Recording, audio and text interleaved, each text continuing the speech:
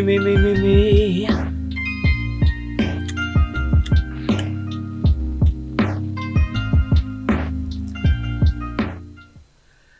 Alright, I'm gonna go in 5, 4, 3, 2, 1. Hey there, welcome to Culture Corner, the only show where we take a look at the culture going around in the world right now. Excellent intro. Continue. What are we all about? So Culture Corner is a new show that Brooks and I are doing on the Try Broadcasting YouTube channel that highlights new and old culture all around, music, movies, video games, all types of stuff like that. And today is kind of just an introduction to that, and us talking about some new stuff, some old stuff, what we are doing. Hopefully later on in the show we will be doing some other segments, like with some guests maybe, and stuff like that. And this is the pilot, correct? Yes, this is the pilot. This will be episode 1. It's going to be really great. So as you can see right now, stuff is kind of in the works. Sorry if it's a little bit choppy. But let's get into some movies. Movies is a good place to start. Brooks? Well, I've been really disappointed with movies in general lately. Because, between quarantine and everything, actors can't really collaborate very well. We can't really get all that much going right now. Yeah. And 2 things I am keeping a bit of an eye on are the new Tom and Jerry and the new Space Jam. Mm-hmm. And I think the Tom and Jerry is its own standalone project. And Space Jam, which is what I'm really looking for, that's a sequel. Space Jam: A New Legacy, excuse me. It's an animated sports comedy. Doesn't the new Space Jam have LeBron James in it? It does. Didn't the original? Yeah. No, the original had Michael Jordan. That's right. Yeah. Okay, my bad. Space Jam, the original Space Jam is really good. I really hope that they keep it as good as the old ones. I'm just kind of curious how they're gonna make a second one. Well, okay, hear me out for a sec, right? I kind of hope it's bad, because not god awful or anything, but what really made the original shine through was the way it aged, and the way it wasn't very well critically received at first. It was a gimmick. It was made to sell toys. It's 2 massive brands colliding. Mm-hmm. And then the humor aged really well. It managed to capture so bad it's good without being cringy, Yeah. I really can't stand, when something ages poorly and it makes me cringe rather than laugh. And I think Space Jam managed to avoid that really well. Yeah, I agree. Back when I was younger, Space Jam was really funny still, even though it had came out probably 10 years prior to when I had seen it. Way before our time. Yeah, but it was still one of those movies that we grew up with, Yeah. I don't know. What other movies can you think of that managed to live through the generations like that? Personally? Yeah. Well, I don't know. I'm kind of biased because I really like movies. But, Back to the Future. Yeah. Is probably my favorite movie of all time. And I think personally that it's stuck with generations a lot. It's really made a big influence. The style from the 80s is coming back, and that's a big point that people are using with the Marty McFly style. Even the Nike shoes, the self-tying shoes from Back to the Future Part 2 that actually came out. Mm-hmm. I was super hyped for that. Yeah. I was like, dang, this is cool, man. How much did those cost? That's a good question. They were pretty expensive. Hold on. But the common thing between all of those, personally for me, it's Tarantino flicks. I love some Tarantino. Oh, yeah. And they're all very dated, they're rooted in culture that was even old in their own time.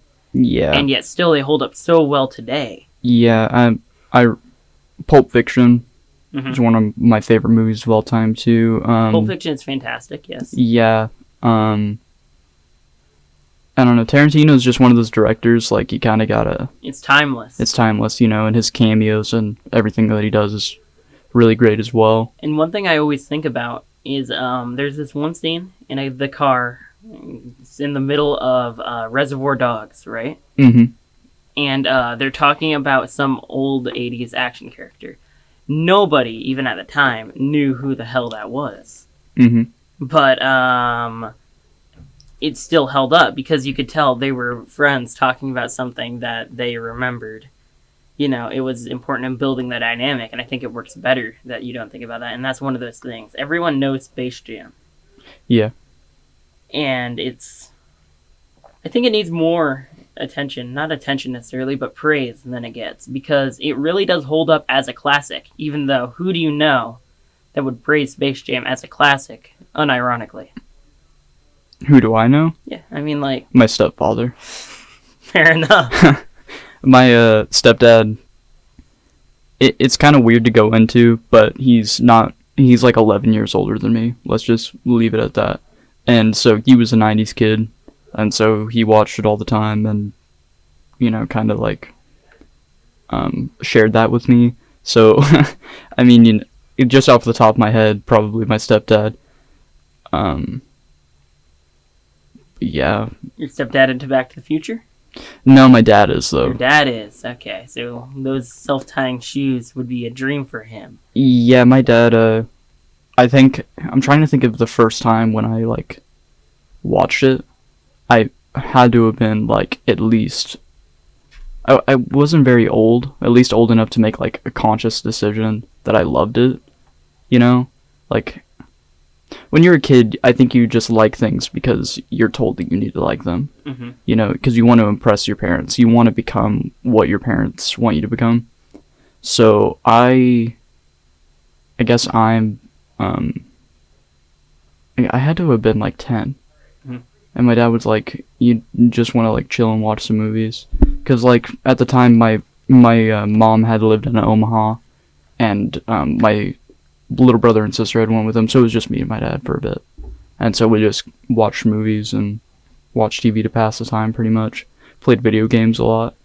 And he was just like, tonight we're going to watch Back to the Future. And I just remember being mesmerized when the first time the DeLorean, when Doc puts Einstein in the time machine in the DeLorean for the first time, and he sends him like 3 seconds into like the past to like check the stopwatch, and I remember you see the old 80s CGI flames coming up after the tire tracks after it comes up, and the license plate spinning, and Marty's sitting there, and you got that iconic clip of him like kind of turning around looking at it because he's like afraid that it's gonna like hit him and stuff, and I don't know, it's just like one of those magical moments that really made me love film, and a moment that I cherish with my dad a lot. Him and I still watch those movies today on my birthday. It's like a yearly tradition kind of deal. I don't know, it's just... Something that made you fall in love. Yeah, and yeah. for a lot of people, that's those shoes, which apparently weigh in at only $400, you know. Sizable, but not... Only $400. Sizable, but not ridiculous. I expected a solid $2,000 maybe. But honestly, I'd wear them. I'd wear them. Just because I'm too lazy to tie my shoes. Yeah. I mean, you know what? I'm really into shoes. That's a cool thing. I love a classic Air Force One. I love a classic Adidas Superstar, you know. Mm-hmm. Very simple designs, very clean. I like them in white. I've always been a Converse Vans guy. Yeah, I love Vans as well. And they're very simple. They have that simple but stylish sort of thing to them. Yeah. And this is sort of the antithesis of that, you know? Mm-hmm. It's very loud, very obnoxious, very clunky. It's the fabric sort of folding in on itself. If you guys don't know what we're talking about, by the way, we'll insert a clip or insert footage, yeah. Something like that from the movie or a picture or something that like kind of shows you what these things are. But like, it's just super 80s cringe. Yeah. To be honest, but it's so good. It is. Apparently on StockX, some Nike Mag Back to the Futures from 2016 in a 9 gray, $65,000. Dang. If I look on this, no, StockX is blocked. Sorry, guys. So that's I'm looking forward to Space Jam. Yeah. Let's segue a bit into music. So, Any new artists that you have been listening to recently that's kind of like stuck out to you? All right, so I listen to a lot of everything, but I listen sort of in phases, and I go between. I'm really into 90s indie, 90s rock, 90s alternative, and sometimes I go to that, and then I come back, and then there's all this new music piled up that I like to listen to, and I'm sort of going back into one of those phases of newer music. Yeah. Baby Keem is a personal favorite of mine. He just dropped No Sense. It's a pretty good track. Not incredible, but it's something worth listening to. I liked it. Apparently there's also... is there anything you're watching? Watching, sorry. Listening to. Oh, yeah. Nothing new, really, to be honest. But if I had to choose new music that I was listening to lately, new Pearl Jam album that dropped last year, the new Falling in Reverse album that had the single for Popular Monster on it. I'm a big metal 80s rock. Just now released? I thought that was a 2018 track. Popular Monster? It's 2019, 2020 kind of. I don't for new music. You have for me, I listen to a lot of 90s stuff as well, but that's kind of strictly what I listen to. I'm not a rap guy. If I'm gonna listen to rap, it's gonna be Bone Thugs and Harmony, Dr. Dre, Eminem, late early 90s kind of stuff. I see. In terms of influences on music, because I do play guitar and stuff, Nirvana, old Pearl Jam, Soundgarden. Chris Cornell is probably one of my favorite artists of all time. He has done so much for me, helped me in those really hard times, I don't know, I just kind of enjoy listening to music, period. It doesn't have to, if it's something that vibes. It doesn't even necessarily have to be something good. Yeah. The emotion and the attitude and just the vibe of a song can mean a lot more than the actual contents. Music can be subjectively good and subjectively bad, but that doesn't mean that you can't like it anyway. Yeah. Music is one of the few art forms that can just be bad. Excuse me. Bless you. But that doesn't mean you can't like what you like, and sometimes things are very easy to like even though they're definitively bad, the chord structure or the melodics or what have you. If you're into newer things, there's also a new DJ Snake and Selena Gomez collaboration, Selfish Love. That's a single. Drake's Scary Hours 2. There's a new Evanescence album. Yeah, I saw that. A new single, rather. I can't remember the last time I listened to that. It's actually... I listened to it not too long ago. Actually pretty good. Her voice sounds very good. For as big of a break as she took in between... Because if I remember, they broke up or something. And we can check that. Yeah, I don't know if they broke up or something or they took a break, but she sounds really good. If you don't know who Evanescence is, they're the Bring Me Back to Life people. A little bit cringe that as well. Yeah, basically. There's a new Girl in Red. Yeah, I saw that. Not really my thing, but I haven't listened to much of it, so that's something I want to see about getting into. New Justin Bieber. I saw that still too. Into that, yeah. The new Major Lazer, Maroon 5. Nick Jonas. Is the new Maroon 5 collaborating with Cardi B? Oh, very well could be. I can't remember.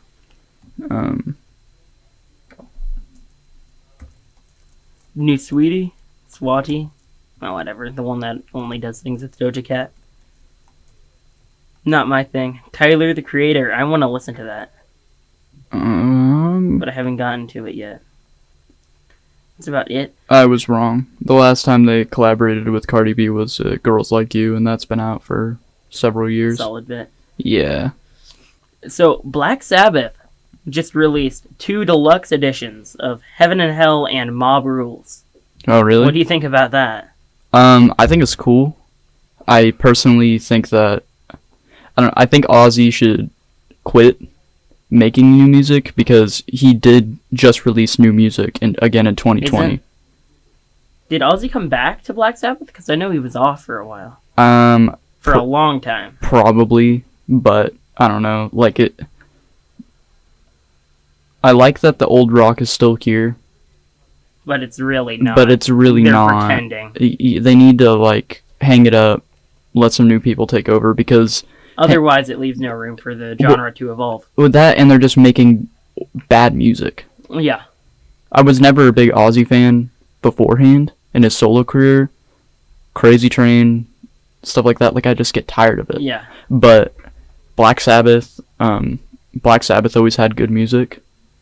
If they're just re-releasing stuff, that's great. But if they're making new stuff, nah. It's like if Kurt Cobain didn't die.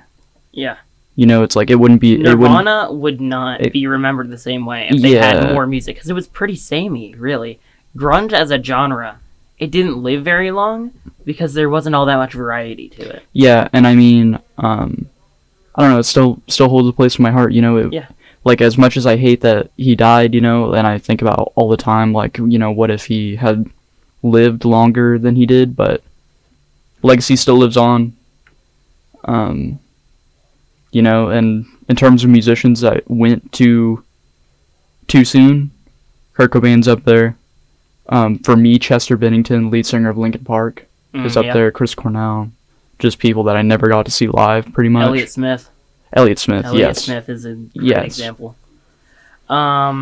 So, going back to that, Black Sabbath, Fleetwood Mac is an example I think of regularly as far as that. Pixies as well. Are 2 sides of a different coin, right? Mm-hmm. So as for Fleetwood Mac, they had their big fight during the chain, the affairs, the drama. Mm-hmm. Yeah. And I think that's the perfect way that they would have gone out. Because back in those days, music was just as much about the story they were telling as it was the music itself. Yeah. They had some lore. If you've never heard of that, look up...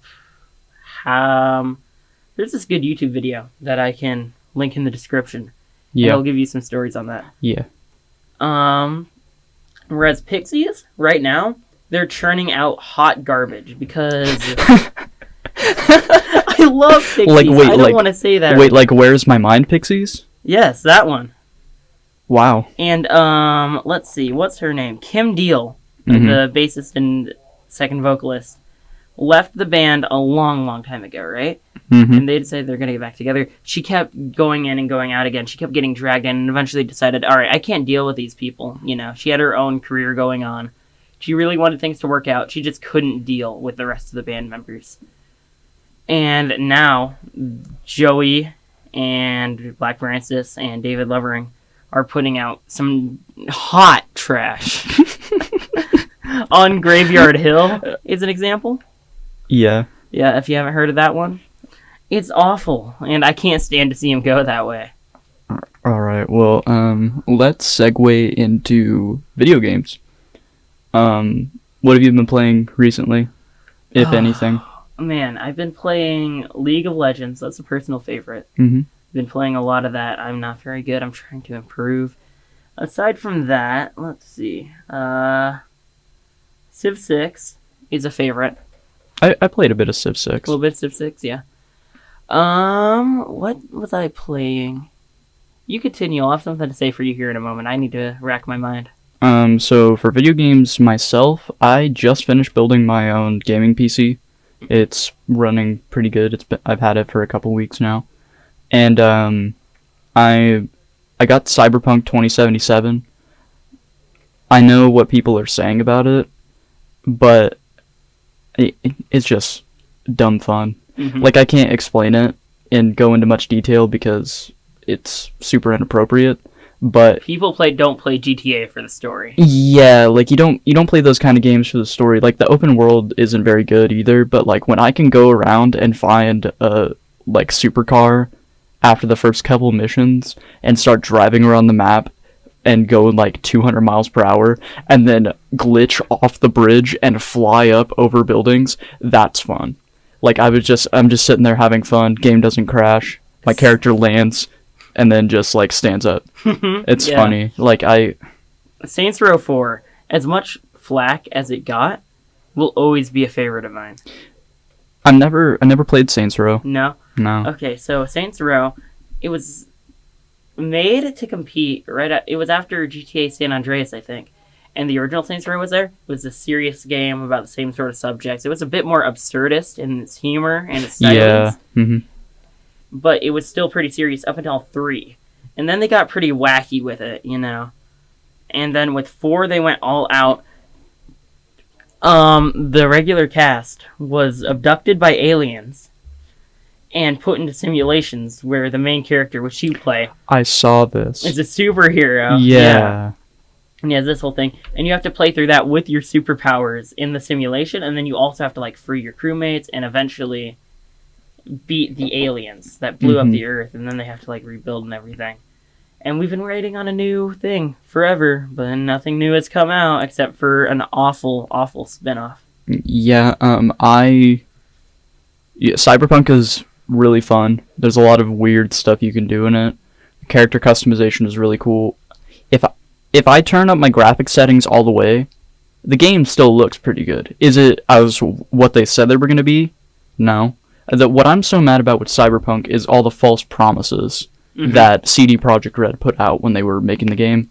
Because, like, I was promised advanced AI. I was promised different AI on different times every day.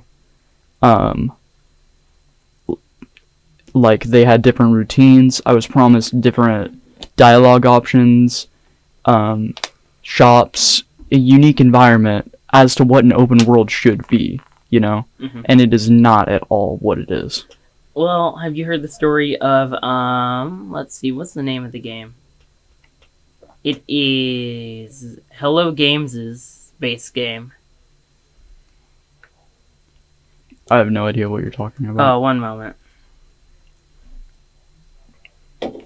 No Man's Sky. No Man's Sky. No Man's Sky. Okay. So much was promised and so little was delivered. It's pretty a sad story. I have another video that I'm going to link in the description for you all. And that's one that I would really recommend watching if you had a solid 40 minutes to dedicate it to it. There was so much promised and so little delivered, and it was terrible. But then they decide, okay, instead of cashing out here, we're just going to rebuild from the bottom up, and we're going to slowly deliver on everything we promised. And they got through it.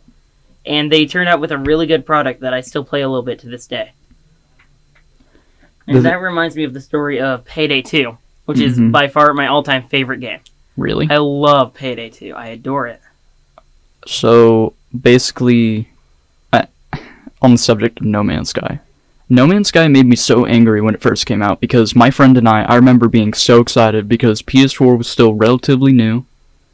Maybe 2 years. 2 or 3 years old. 2.5 maybe. Yeah, no big budget titles. Maybe the Last of Us Remastered was on it. I had played that. Uncharted 4 hadn't came out. Stuff like that, you know. And I wasn't really into as, like, some other games.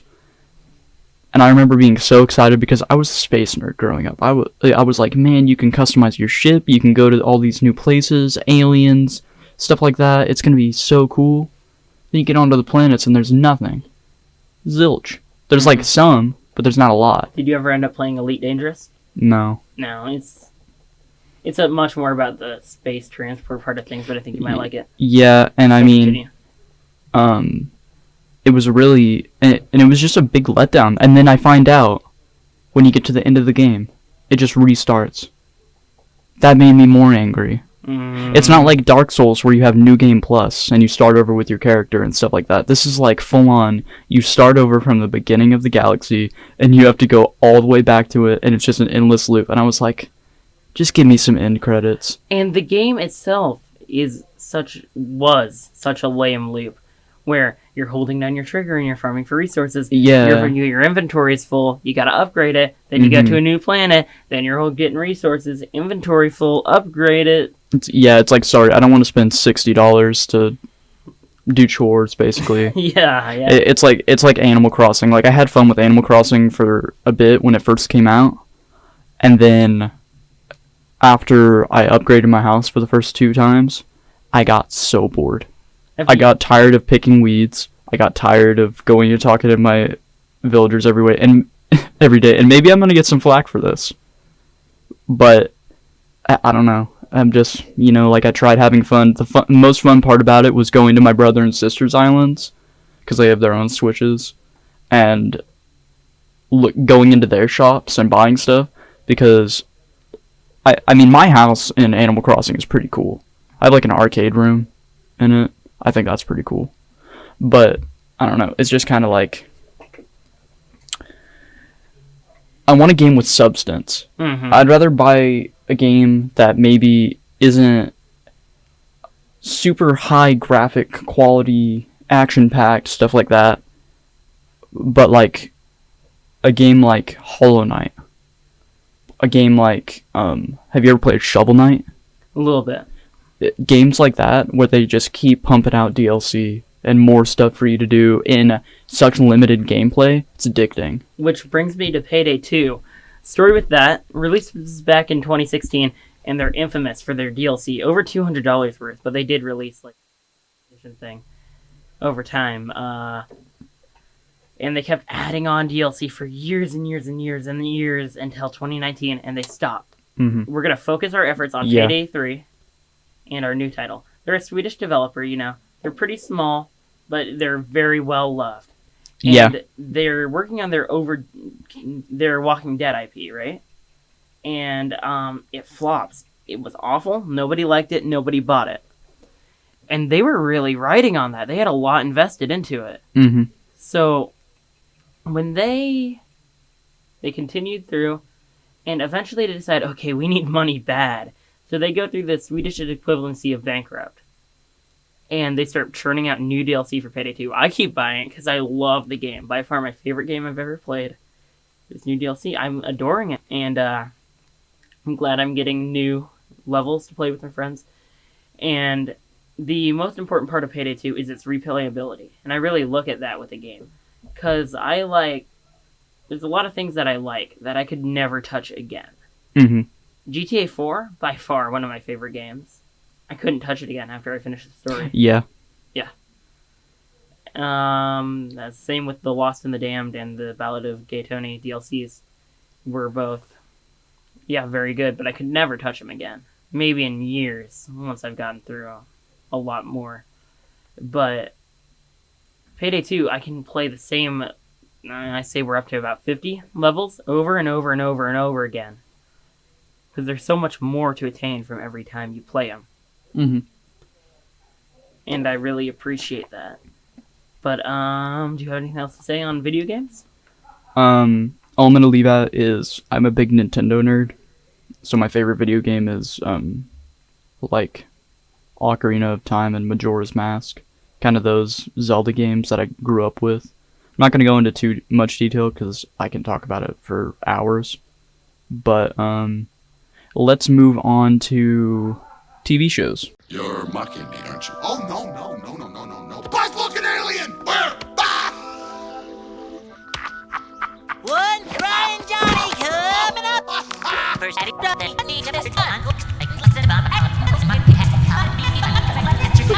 number one victory royale. Yeah, Fortnite, we about to get down. 10 kills on the board right now. Just wiped out Tomato Town. My friend just gone down. I revived him, now we're heading southbound. Now we're in the Pleasant Park. There you go. Alright, welcome back. After a quick intermission, we're gonna get on the subject of TV. You watching anything right now? Nothing noteworthy other than some animes I am rewatching, or I started watching The Promised Neverland. It's pretty good. New season came out, so I wanted to start watching it and see what all the hype was about. Brooklyn Nine-Nine, just finished that with my mom. We've been watching that. Other than that, not really. I'm not a big TV guy. When I have time to watch stuff, I typically watch YouTube, or I'll watch anime. Yeah, I know what you mean. Yeah. And I wish I could get into anime, and I wish I could get into TV, and it's been a big goal of mine to always be watching something as far as TV, because it's never been something I could get into, but it's something I really like. Yeah. I just feel like there's better ways to spend my time. And I think the big thing about that is that the kind of stuff we're used to watching is a bit more mindless and it requires less from less us attention. Yeah, when I'm like YouTube. When I'm at home and I just want to like decompress from a long day, if I just get home from work, or if I'm I don't know, when I'm not working, anything like that, I go down to my room and I turn on just something random. I don't the only time I watch anime is when I have the attention span to do it, because I know I'm gonna like fall asleep and skip over it, or I'm not gonna listen, I'm gonna miss something. You know, like it's just one of those things. Yeah, like TV shows just don't really stick with me, but I know like our audience probably has a lot of TV shows they watch. Some of my favorites that I've watched, though, if I had to pick, Supernatural, Parks and Rec, The Office, stuff like that. Criminal Minds is great. Well, I think I found the solution for you and me both, and it's Hell's Kitchen. I adore Hell's Kitchen. I've just started season 1 pretty recently, and I'm loving Hell's Kitchen because it requires that I pay close attention precisely one time per episode. Yeah. Pretty much. Yeah. It's just Gordon Ramsay yelling at his cooks. Yeah. And you can get the gist of what's going on without being intently focused on it, you know? Yeah. My favorite part of that show is the meltdowns. Yeah. Just the drama. Like, Hell's Kitchen is one of those funny shows, like, where you can just hang out and just, like, turn it on, and it's always the same thing. You know what you're getting. Laughs. Sometimes you're appalled, but most of the time it's funny. And you can say what you will about Gordon Ramsay. You know, everyone has their own opinion. But Hell's Kitchen, that's some grade A TV. Yeah, I mean, a lot of people don't like Gordon Ramsay. I think he's a good guy, and I think he actually does a lot. I think he puts on a huge character. He just holds people to a higher standard than everybody else, because he knows that if he's not going to, who else is going to? You know, if he didn't, like, tell these people to do a better job, keep the restaurants clean, stuff like that with Kitchen Nightmares and stuff like that, like, he'd just be another Food Network star that, you know, would kind of be mediocre. But since he does that, holds people to a higher standard, it makes him a better person, because he's looking out for people. I like to think of him as a coach. Yeah. Because he's managing a team, and he wants everyone to be better for it. And I feel like that's an important way to look at it. And I also think he puts on a character to a large degree, which I think is fine. People don't like that, but I think that's not a problem. I feel like it makes for better TV. Yeah, I mean, that's TV, man. Yeah. You know, like, would you rather somebody be boring and just angry, but boring? Or would you rather have somebody be angry, funny, and at the same time kind of over the top? It makes you want to watch it more, you know? Yeah. Especially with, like, the way Kitchen Nightmares is edited, too. They add in all those little bring, bring, sound effects when, like, something bad happens. I was just watching it with my mom the other day. Yeah, sometimes you watch Kitchen Nightmares out of context or something like that. Yeah, cockroaches are coming out of the floorboards, and he's just like, oh my god. You know, and it's just... and he's talking, when he's looking at meat, and it's like, it's raw! Just like, I love...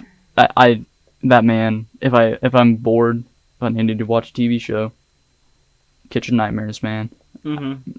Gotta love it. You have to. And I think that's why ESPN is doing so poorly. because it's all just the same guy, and nobody's putting on a character and making for good TV. Yeah, I mean, sports, kind of a hard subject these days, live, because, you know, it's not the same. It's not like the old days with, like, John Madden and stuff like that. John Madden, they were exploiting the poor guy. He was literally a dementia patient. Yeah. But that doesn't mean it wasn't great sportscasting. Well, we better wrap it up. We're nearing the 40-minute mark. We're nearing 40 minutes. Hell. We're gonna have to cut a lot. Well, you know what? It was a good episode. I think that makes for a great pilot. Yeah, tune in next time for more of the same kind of stuff, more of our experience. Hopefully next time we have more of a formulated plan, so we're not kind of rolling a lot, but we know what we're doing now. Yeah. Episode 0 yeah, is what I think we should call this one. Episode 0. I hope you guys enjoyed it, and I hope that Brooks enjoyed it, because I did. I certainly did. I think this was a great time. Yeah, it was a lot of fun. But tune in next time. It'll be on the Try Broadcasting YouTube channel. Follow that, subscribe, try and, you know, gain more. Give us some engagement. Leave a comment. Not enough people comment on our stuff. Well, they can't. Our comments are disabled. Our comments are disabled? Yeah. Gee. Alright, well, see you next time. We'll leave an email box, is what I think. We're gonna leave an email box. Tell us what you think, and tell us what you want to see on the show. Yeah, well, see you next time. Thanks. Later.